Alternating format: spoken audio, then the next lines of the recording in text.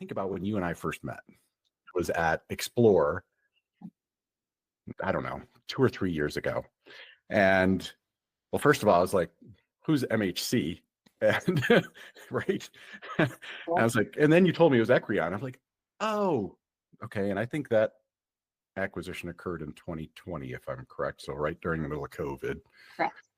But we had this really interesting conversation about the term CCM and customer communications. It's like, why do we still call it that?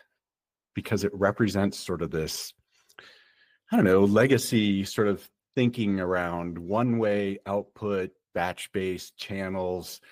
It was very sort of manufacturing-centric kind of view of the industry and really didn't represent what I think we were talking about, which is why don't we call it critical customer conversations or something like that, right? Because that's really the business we're in. I thought a good place to start is just tell us a little about Gina. I mean, you've been in the industry now. I think you have been the part of MHC for, I think you're about 15 years, something like that. Yes, over 16 years. So I've been in this space for a long time, but I mean, my career started a long time ago. It feels like even longer than we want to admit sometimes. But so I really started my career early on, not knowing exactly what I wanted to do, like so many of us, right? And then you have those pivots and those interesting points of reflection and a few great mentors interspersed throughout that period of time. But pretty early on, my passion was sparked in technology. So I came out of school, my education was largely generalist, global business generalist, and very early on with my first quote real job, past internships, was immersed in technology and learned how to be a developer. That was fascinating and exciting. And from that moment on, really my entire career has always been bridging that space between how to leverage technology to solve business problems. It's about business outcomes. It's not about having the fancy technology feature that looks cool. It's really about what is the results that they're able to get. And when businesses cannot execute on their strategy and achieve what they're looking, the outcomes they're targeting, you got to dig deeper and figure out why. And in the case of customer communications, agility is critical. Change is coming at all of us so fast, whether it's in our personal lives, our work lives, business-to-business communications, like the space we're in. And it's absolutely paramount that organizations can change quickly and adapt those communications. And frankly, for some of the organizations that are plagued with those older legacy platforms, or could even be layers upon layers of systems that are kind of daisy chained together exactly to produce an outcome, just creates failure points everywhere. And if you really want to make change quickly, that's pretty hard to do for those organizations. And so when organizations can't make changes, or in a good example is our team was at an industry event, financial services industry event about a week ago. And the conversations around I can't make changes because I have to ask for a change to a customer communication and it takes 4 weeks. And they're almost used to it. Is that okay for your business to be waiting 4 weeks? Well, I was going to ask you, so what is holding companies back? Is it just the inertia of this is just the way we've always done things? Or, I mean, because a lot of times when you read about customer experience in our industry, we're seeing this transition from being sort of owned by IT, and now it's moving into up to the board level, and so the marketing folks and the customer experience folks. What's kind of keeping companies stuck? Yeah, well, I think if you were to ask in your role a bunch of different organizations who owns that customer relationship, who owns those portions of that journey, exactly. What is the answer? Yeah, we do. Everybody's going to raise their hand and say we do, right? Exactly. And so with I think a huge challenge is just that accountability, that ownership mentality. Who really owns what when it comes to that customer and their journey is really can create challenges. I also think you mentioned inertia. There's a lot of fear out there. Oh, if I touch it, that's going to break. Yeah. So maybe I should just leave it where it is instead of the growth mindset that is important and drives growing businesses to think, no, there's a better way to do this.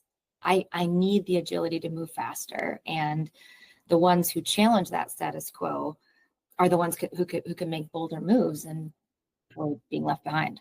Well, we live in an AI world. AI is just driving change in the enterprise. Depending on who you read and you listen to, it's incremental, maybe not as fast as the AI people would like us to believe. But that time to market is just, it's just out there now that you don't have 5 years to implement your grand plan, right?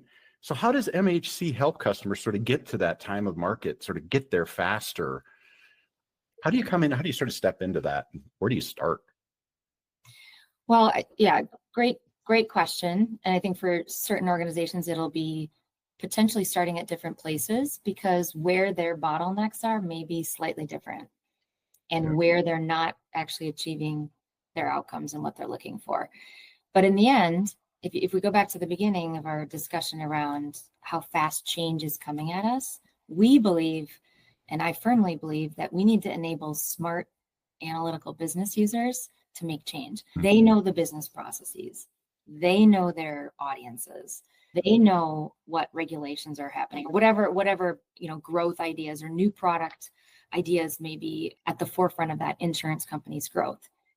They need the ability to make those changes themselves without relying on older technology or IT teams or worse yet, development teams to make those changes, because then they're losing momentum. And so the agility to move and adapt is lost if you're relying on someone who takes 4 weeks. And it's nothing against the teams who take 4 weeks. They've got other priorities. It's that challenge between that resource constraint and lack of innovation. So in our case, what we prioritize is empowering business users to make those changes. So in our document composition, as we think about workflow automation, it's all about enabling with what we call no code, configurable drag and drop functionality that allows business users to make changes without waiting for scripting or tech teams to take action. Right. And we believe that unlocks innovation and the ability to think differently about how to handle something, because you can take action right away. Right. And of course, that's all being done inside the confines of regulations and rules. And absolutely all of, depending on what industry or vertical you're in, there's going to be different requirements around that. You're enabling the line of business user then in a banking and some kind of financial services setting to give them the tools to, like you said, innovate. I mean, within the confines of this is our brand, this is the legally approved content, et cetera, right? Correct. And one of the most important things, of course, for a lot of these highly regulated industries is they need the confidence to be able to trust their business partners or their technology partners like us. They need reliability. They need security. That's of paramount importance. Performance. So there are certain expectations in those regulated industries where you have to operate within those confines. But then we want them to be enabled and empowered to think differently on how they grow those customer relationships. And there's so much potential. We all have heard our customer horror stories you've shared over the years, many of them. So there's still so much room for improvement across the board, and AI is not going to be the silver bullet, instant solve all problems. But I do believe that those who are modernizing their systems to be able to capitalize on AI and what its power they're going to be the future growth winners, and because they're enabling their ability to innovate, because they're going to have the right controls and guidelines and all of that. They're going to have the ability to leverage digital agents to supercharge their human agents. Yeah. And think of those new roles that exist of these agent managers, essentially, because this is a new, in the whole people process technology paradigm, we've got this new entrant So Right. that triangle is now 4 parts. It's not Right. human, not technology. It's this Right. hybrid.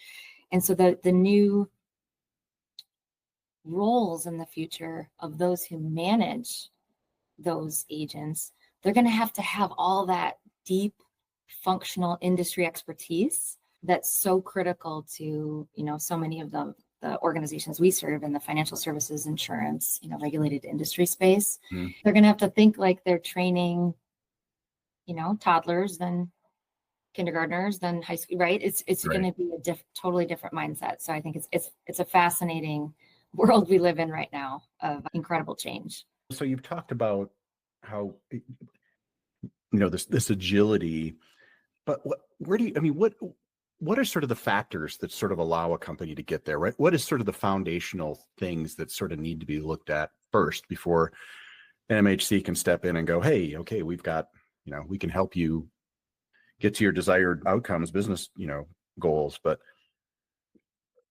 where do you start? What's number one on the list?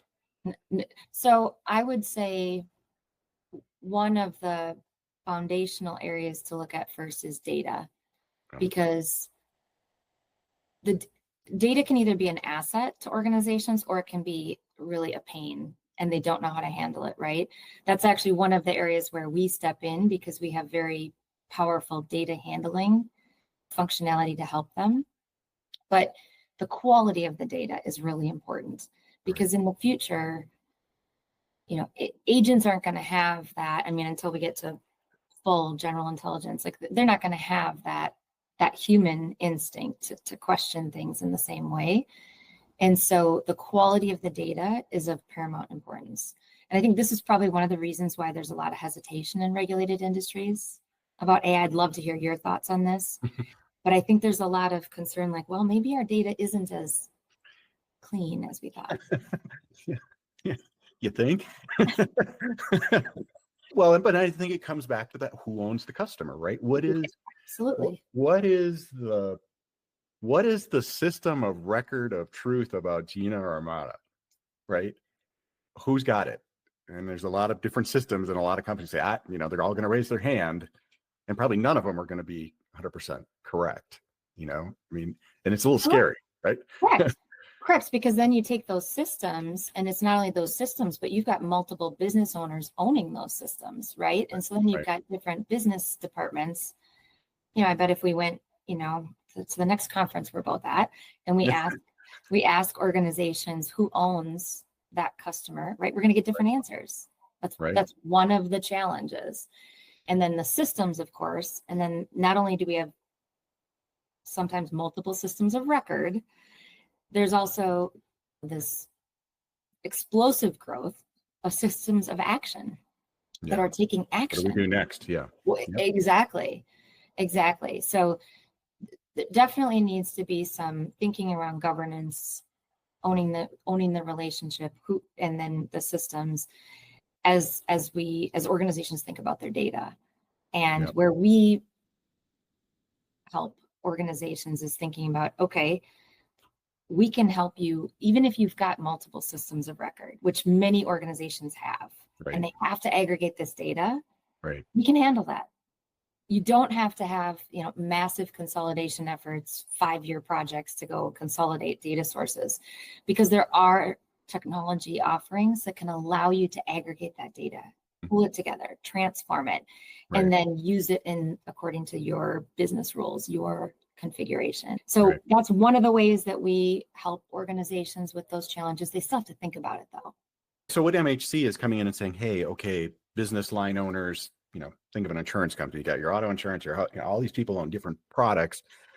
So, hey, we're going to bring everything under, the MHC sort of control around content and regulations, but you each then get your own tool set to sort of do your thing the way that your business operates, individually, and maintain that innovation, like you said, that agility, to give those tools back to those line of business owners and say, here you go. So you can give them back the keys essentially to their product, to their brand, to their customer base. Exactly, because they may have different brands, or that one of them could be a cross-functional team that has a new kind of insurance product that they want to brand completely differently. That's okay, right?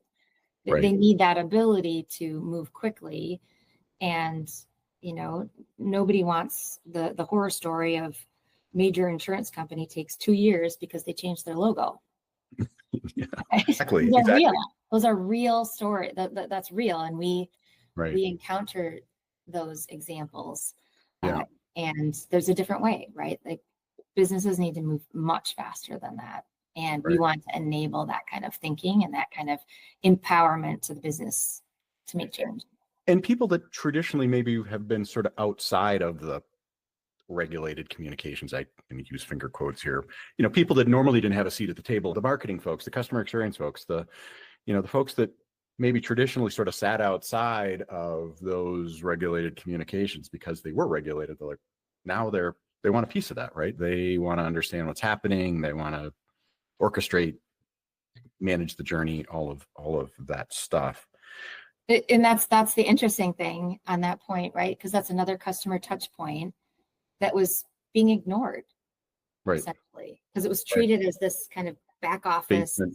Yep. basement, exactly, back office function.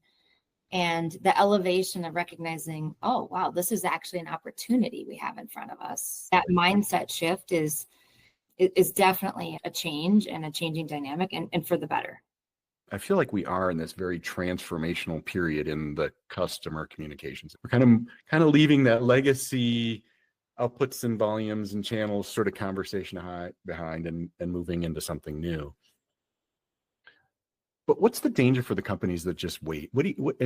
Say you're a bank and you say, no, we're good. Our system is not broken. we're good. What's the risk? Just kind of sitting back? Yeah, I think this topic is a real question. I think it's a great question. And I believe a lot of organizations are wrestling with it. As leading MHC, I wrestle with this, right? How bold, are certain things too bold? But I do believe, if we take the bank example you mentioned, the digital native bank and the digital native financial services organizations, Fintechs, yeah, as we call them. They are thinking in dramatically different ways. And their new audiences, the generations of where wealth is moving, they're digitally native. Right. They're doing everything right here, right? They can exactly open up an account, buy a house, buy insurance. Exactly. Our kids are in that. That's just the nature of it. So if they don't adapt, they are going to miss out on a huge segment of the population that is not going to, they naturally think in a digital way, and they're not going to deal with archaic processes that require manual. I just actually went through a banking scenario about 6-8 weeks ago, and it was a more traditional bank. And you got to wait for 4 days to do X, and then you got to wait, 2 more days after that, and then someone else will do something, and it's like, really, just to do ABC, that's it. And so those digital native organizations don't think that way. Everything is about reducing friction at every single point in the process. And our job, we think of it as we're trying to help our customers optimize and streamline their interactions with their most important stakeholders, their customers. In our case, we also serve vendors and other employee interactions. Sure. But those customer relationships are critical. That's what's going to fuel future growth for them. You touched on something. So how do you see automation differently than AI? Because I think I'm hearing this a lot. People are like, they're two things. So MHC, we've been in the automation business for 25 years-ish. We've been serving AI, leveraging AI to solve business problems for about 15 of those years. Oh, okay. And largely a lot of that was outside of customer relationships. But the big difference is automation you could think of it as logic, right? It's business rule driven, it's logic, it's automating processes. If then what? Exactly. It's conditional logic. There are humans in the loop sometimes in automation processes that, RPA tried to jump in and handle some of those things. But what's really different about AI is that with the decisioning intelligence, agents are going to be able to take on so much more of that work where there's a decision point that isn't just straight. It requires a combination of sequence of activities. And that's where artificial intelligence comes in. And when we get to like large scale AGI or artificial general intelligence, then that's a completely different world. That's even further out, when I think regulated industries are going to be likely wait on that a bit. It'll be interesting to watch again as we see if we build trust, right? We're sort of, I think, in that phase of I can do some really cool stuff, but I don't trust it. He's not with my money or whatever, right? Absolutely. And I think there's truth to that, right? There's obviously a lot in the news. You've got certain studies saying that AI projects are failures. Others are saying, this is the greatest thing since sliced bread. So it's everywhere in between. Yeah. But I do firmly believe that experimentation and thinking completely differently, like really, we can't claim we're an AI native startup because we've been in business for a long time. But what I like to encourage our amazingly innovative team at MHC is think like an AI native. We're just coming into this with no experience or no prior way of doing things. How do we think differently about this? And that kind of infusion of thinking and experimentation with the right controls, I believe, is important, even if organizations aren't ready to make the move and go full-blown agentic AI. Is MHC US only, or are you European-based, worldwide? What's your footprint in terms of your customer base? I was kind of curious about that. Yes. So we're a global company. So we have customers in approximately 50 countries. Okay. The predominant location is North America, US, Canada, but countries across 5 continents. Certainly in the customer communication space, it's an important part of our business to support localization requirements that organizations have. So that's an important priority for us.